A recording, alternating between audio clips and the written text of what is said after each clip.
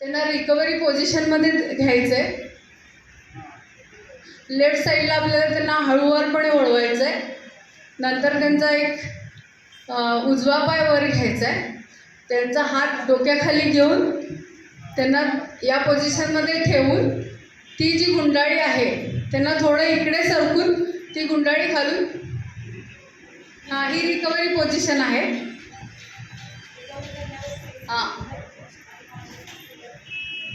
बरं, मग आता आपण CPR बद्दल सांगूया. स्ट्रेचरवर घेतोय आपण त्या पेशंटला. ते कसं घ्यायचंय?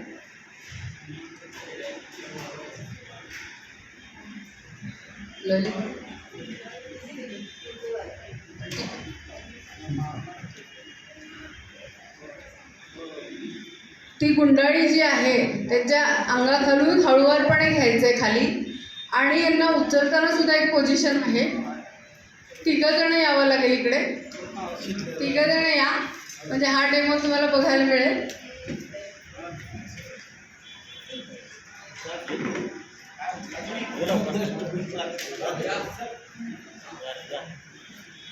आता अजून एक जण.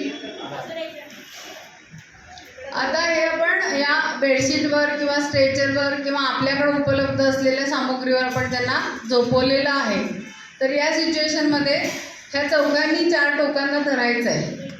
आणि सेम ह्या चौघांचे जे चेहरे आहेत ते एका साईडला असणं गरजेचं आहे. कारण हे यांना ॲम्ब्युलन्सपर्यंत घेऊन जात आहेत. तर ते कसं जात आहेत? आणि एक मिनिट, हे उचलताना सुद्धा 1 2 3 म्हणल्याशिवाय त्यांनी, म्हणजे सगळेजण सावध असणं गरजेचं आहे. आणि एक खाली एक वर अशी ह्या पोझिशनमध्ये नको आहे आपल्याला. 1 2 3 हे असं उचलल्यानंतर या डिरेक्शनमध्ये सगळ्यांनी सोंड करायची, बाहेर जायच्या ॲम्ब्युलन्सच्या. ती का करायची आहे? तर ह्या दोघांनी रस्ता दाखवायचा आहे आणि ह्या दोघांनी ह्या पेशंटची कंडिशन कशी आहे ते त्यांना समजून सांगायचं आहे. तर हे जात असताना ह्या गोष्टी काळजीपूर्वक ॲम्ब्युलन्सपर्यंत नेईपर्यंत आपल्याला करायचं आहे. ही आपली जिम्मेदारी आहे.